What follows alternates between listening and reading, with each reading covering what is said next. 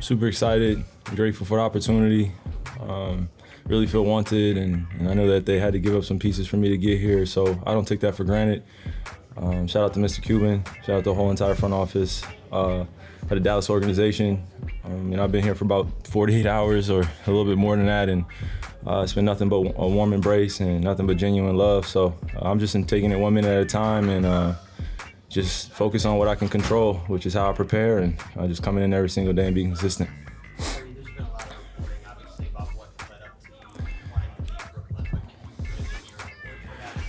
Yeah, I think I'm gonna use this opportunity to just talk about the business that we're in. It's as a player, it's very emotional because you build lifelong relationships and you want to hold on to them. And it's a brotherhood, it's a sisterhood. We all love each other in unconditional ways when we want to see each other do well. So, the reporting and the journalism that was going to come out of why I left, I knew that was going to be speculation. But for me personally, just sitting in the seat today, I just know I want to be places where I'm celebrated and not just tolerated or just, kind of dealt with in a way that doesn't make me feel respected. And there were times throughout this process when I was in Brooklyn where I felt very disrespected, and my talent, I work extremely hard at what I do. No one ever talks about my work ethic though. Everyone talks about what I'm doing off the floor. So I just want to change that narrative and write my own story and just continue to prepare in the gym. And now that I'm in Dallas, just focus on what I can control, like I said. And I'm always going to be close with those guys in Brooklyn, just like I'm close with the guys in Boston, just like I'm close to the guys in Cleveland. It is a team competitive sport, but we care about each other's families way more off the court. So I know the relationships will extend off. I'm just focused on preparing to win. I think that's another day where I could really go into detail about it. I'm not the person to really speak on names and go to someone behind their back and try to leak stuff to the media. That's never been me. Now, I've been an audience member of watching people say things about me that ultimately just fall off my shoulder. I'm really in a place that I'm grateful that I got to grow into over the last year and a half, 2 years. Spending time away from the basketball court gave me time to really appreciate life in a new way. And I just know I need healthy boundaries, especially in this entertainment business. There's a lot of disrespect that goes on with people's families, with their names, and I'm just not with it. So it's not personal against any of those guys in the front office. It's just what I'm willing to accept. And I took a chance, and luckily and fortunately, the Dallas Mavericks picked me up. So it's just all what I can control.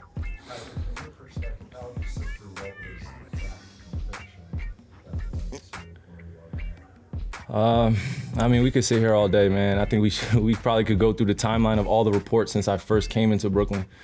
But the greatest lesson I could share with you that I learned from signing in Brooklyn for free agency is I wish I would have got to know the people that were behind the organization. I went in there and was just a kid with a dream on my mind with KD, and we wanted to bring a championship to a young organization. They were only around for 6 years.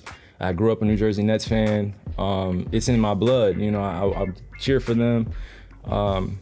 But when things start to change and you're not getting transparency and honesty from people in the front office or people around you, I don't know what person feels comfortable or confident in that type of environment. And again, I don't want to go into too many details because it's water under the bridge now. I wish them well.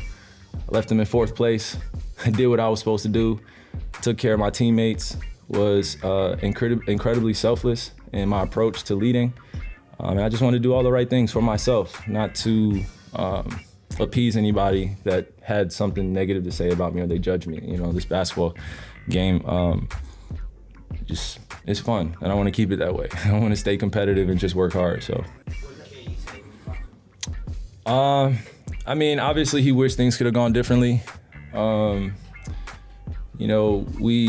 We came together in about 2018, 19. Kind of when that finals happened, and we weren't coming together to plan what team we were going to, but we just had goals together, and it wasn't just as a duo. We were seeing ourselves as savants in the culture that we wanted to teach the youngins, and if we got some young guys that were willing to sacrifice and buy into what we got going on, then we were gonna flourish, we felt. But it just didn't work out, and we still remain brothers. But it is a business at the end of the day, as we always say, and I gotta look out for my family, and ultimately I wanna be at peace. every time I come into work, rather than things hanging over my head or wondering what people think about me in the building, or whether or not a report's gonna come out tomorrow that I don't talk to my teammates, which is untrue. And then, I just felt like being in New York City, in the media capital of the world, there was so many things that leaked out that I didn't even know where they came from. And I'm answering things that I don't deserve, and ultimately I don't pay attention to that much. So I'm just grateful that I got to move on and I'm here. LeBron, a couple times said he wanted the Lakers to trade for you. He wanted, probably still does, to play with you again.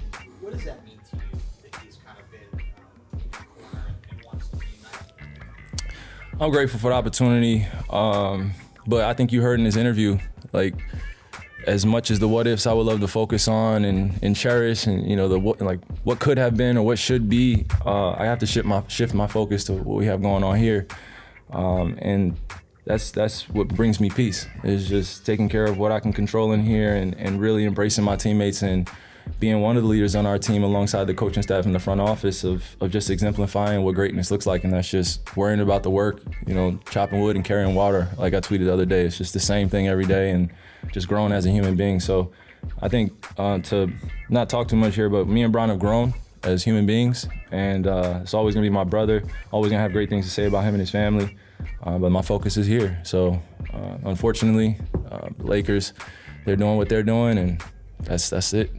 What conversations have you had with Luka so far? I text Luka, he texts me, so just waiting to see him in person. I don't really do the phone calls and text messages. That's bogus. I like eye-to-eye contact and meeting people and embracing them in a different type of way, and it's just more human that way, more real.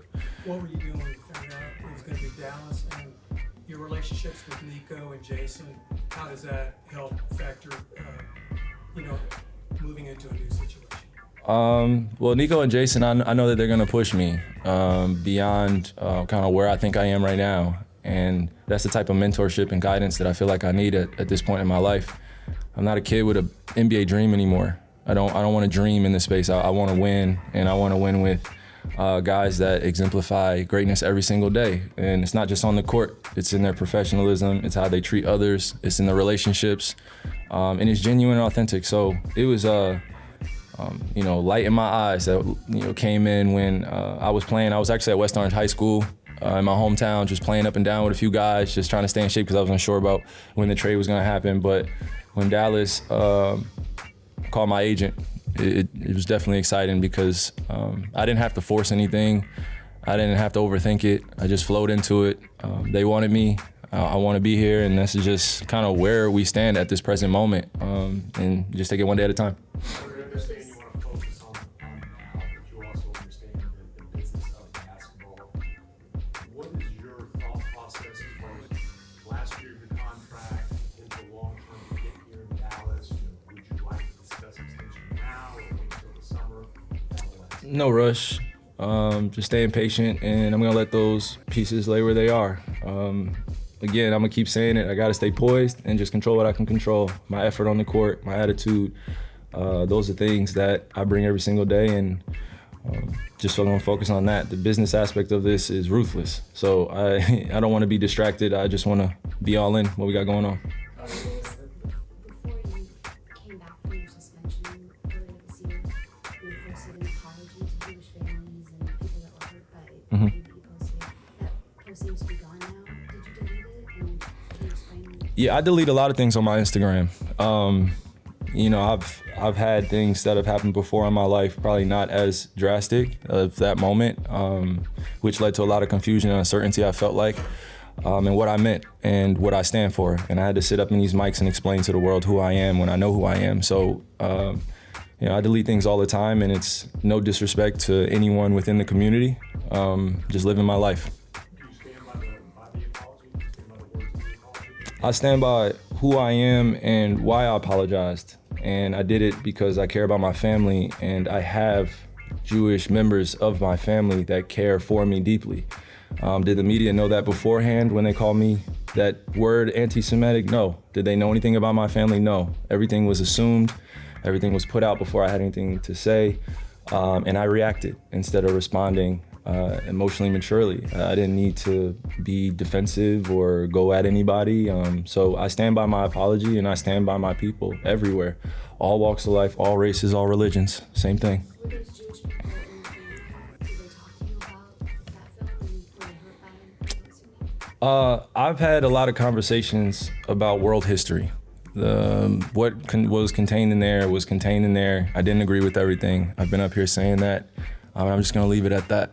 My family is my family. If the media cared about my family and actually, I'm not saying all the media, I don't want to get at anybody, but if specific media members actually cared to do research instead of being the first to report things, then they would know where I come from. So the diversity of my family is beautiful, and I'm just gonna continue to focus in on them, and when I'm in the court, try not to be distracted by y'all.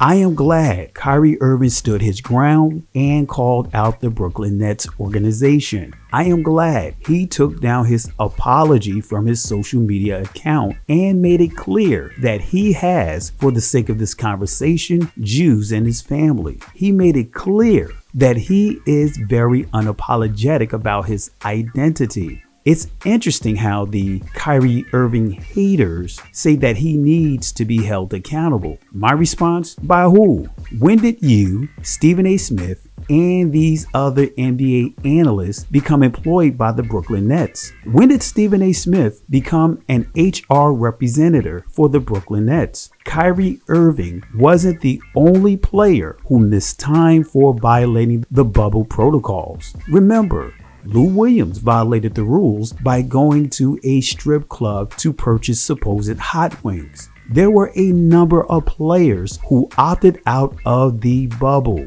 For those who actually think Kyrie Irving is anti-Semitic, I guess the owner of the Dallas Mavericks, Mark Cuban, didn't get the memo because he is an Ashkenazi Jewish owner. Listen closely how Stephen A. Smith blatantly lied and manipulated Kyrie Irving's comments.